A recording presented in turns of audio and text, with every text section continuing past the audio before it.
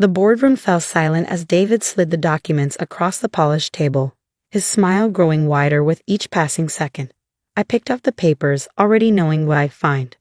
"Take your time reading them, Alex," he said, leaning back in his chair. "I want you to fully appreciate just how thoroughly I've beaten you.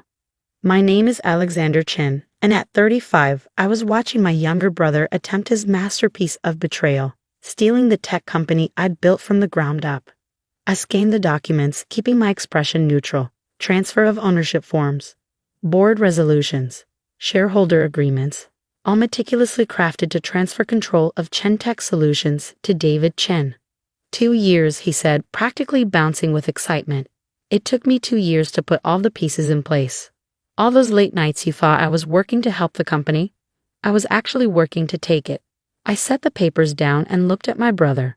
At 32, he still had the same smugness he'd shown as a kid when he thought he'd outsmarted everyone. Some things never change. "Well?" he prompted when I didn't immediately respond. "Nothing to say." I straightened my tie. "Just one question. Have you checked the patents?" His smile faltered slightly. "What about them?" "They're company property, which means they're mine now." I allowed myself a small smile. "Are you sure about that?" The seed of doubt I just planted was visible in his eyes, but he covered it quickly with a laugh. "Nice try, Alex, but I've thought of everything.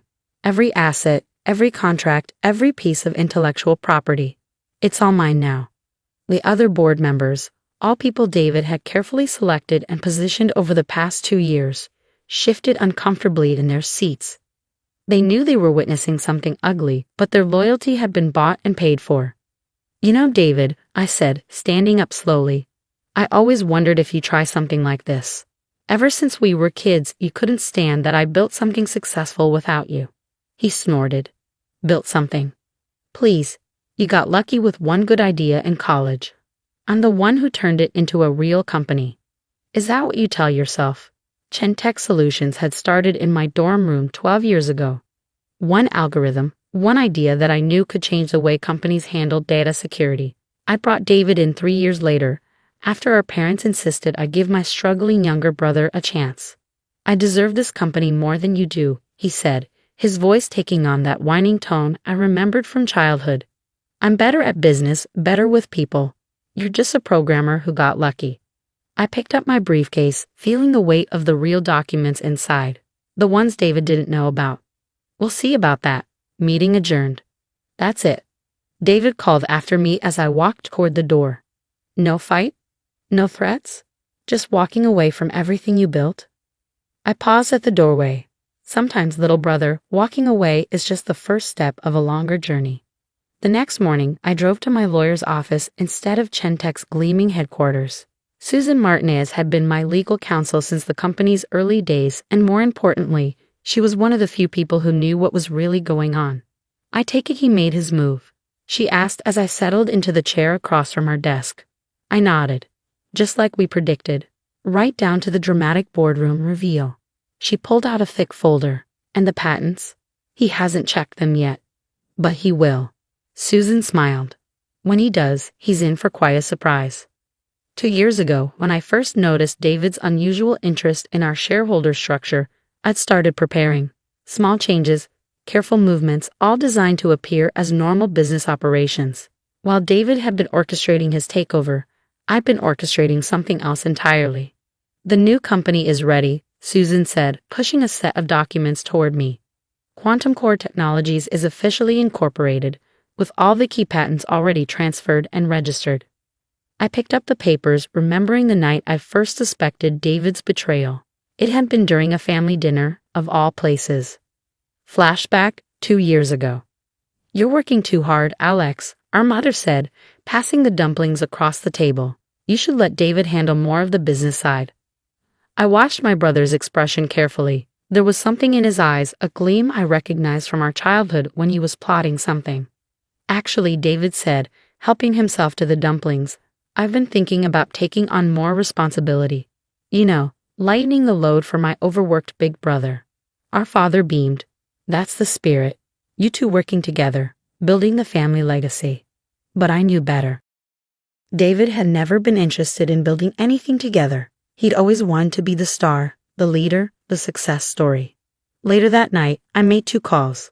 The first was to Susan, asking her to quietly begin the process of securing our most valuable patents under my personal ownership rather than the company's.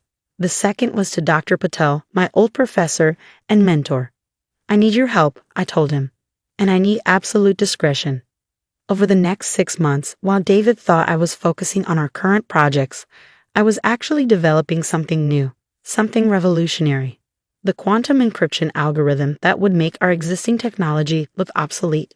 I worked nights, weekends, anytime I could steal away without raising suspicion. Dr. Patel provided the quantum computing expertise while I handled the encryption architecture. Meanwhile, David grew bolder. He started having private meetings with board members, making subtle changes to reporting structures, shifting key personnel into positions that would support his takeover. I let him think I didn't notice. Every time he made a move, I made a counter move so subtle he never saw it coming. The thing about David, I explained to Susan during one of our strategy sessions, is that he's always underestimated me. He thinks because I'm quiet, because I focus on the technical side, that I don't understand the business game he's playing. Susan nodded, making notes. And that's our advantage. Exactly. He's so focused on taking what exists, he's not watching what's being created. The hardest part was maintaining normalcy. Every day, I went to the office, ran the company, and pretended not to see the betrayal unfolding around me. I had lunch with David, discussed projects, played the role of the oblivious older brother. Some days, watching him smile and plan my downfall, I felt a deep sadness.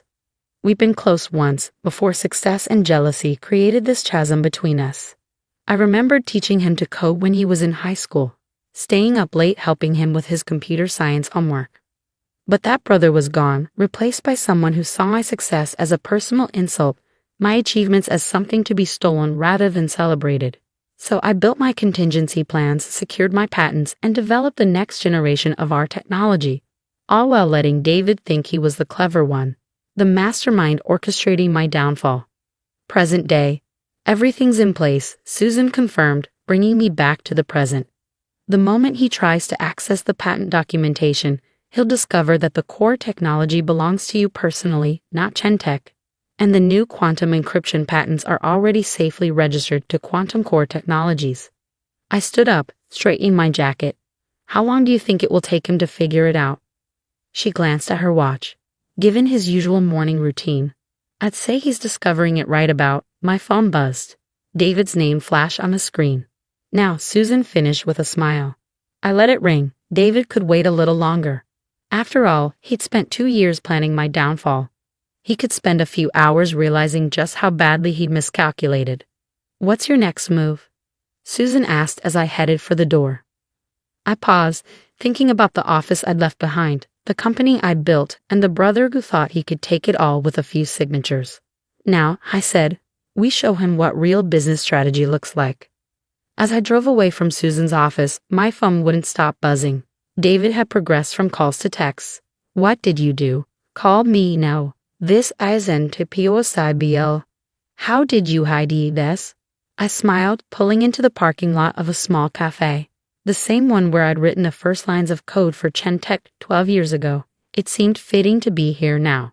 Finally, I answered his call. What the hell is going on? David's voice was shrill with panic. The patents.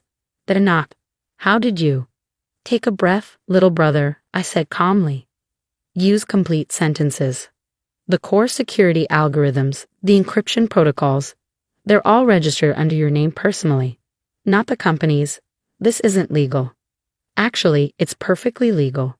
Check the licensing agreements. ChenTech has been paying you licensing fees for years. It's all there in the financial records you apparently didn't review carefully enough. The silence on the other end was deafening.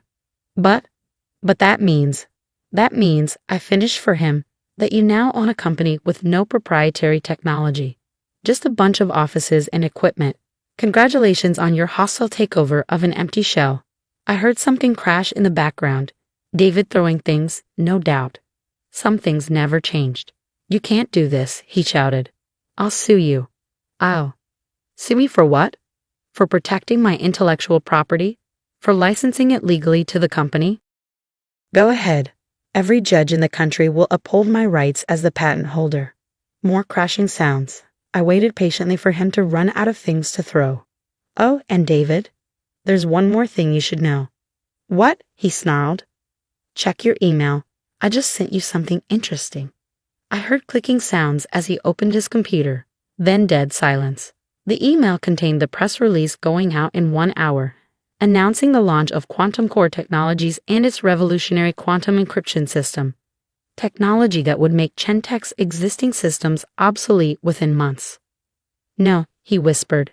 No, no, no. Yes, I said quietly. While you were plotting to take over ChenTech, I was building its replacement. Every major client we have has already seen demonstrations. They're just waiting for the official launch to sign new contracts. You played me, he said, his voice hollow. This whole time. I learned from the best, little brother. You taught me that family can't be trusted, so I planned accordingly. I could almost see him slumping in what used to be my office chair, the weight of his miscalculation crushing him. What do you want? He asked finally. To buy back ChenTech? Name your price. I laughed softly. Buy back an obsolete company? Why would I want that? No, David. You wanted ChenTech so badly, it's yours. Enjoy watching it become worthless as every client switches to quantum encryption. You're destroying everything. No, you did that when you decided to betray your own brother. I'm just ensuring my survival. Something you taught me the importance of.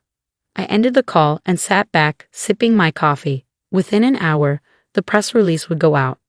By the end of the day, ChenTech's stock would be in freefall as investors realized the company no longer owned its core technology. My phone buzzed again, this time with a message from our mother. What have you done to your brother? He's devastated.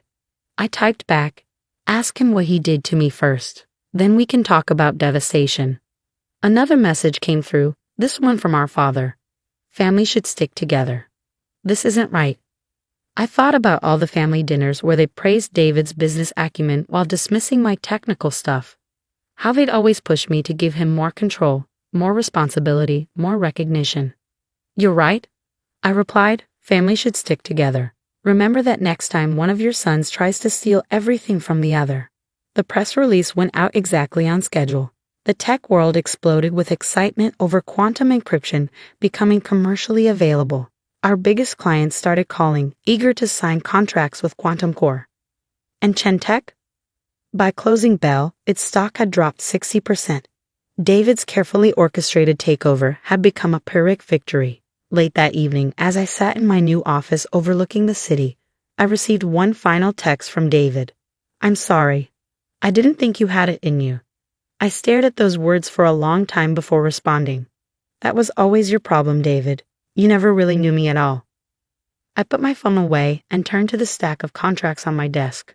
Agreements from former ChenTech clients ready to switch to Quantum Core. The quantum encryption patents would make me wealthier than ChenTech ever had. But more importantly, I'd learned something valuable. Sometimes the best defense isn't fighting back. It's letting your opponent think they've won while you build something better. David got what he wanted, my old company. I got what I needed, freedom to build something new, without having to watch my back for family betrayal. Sometimes losing everything is just the beginning of building something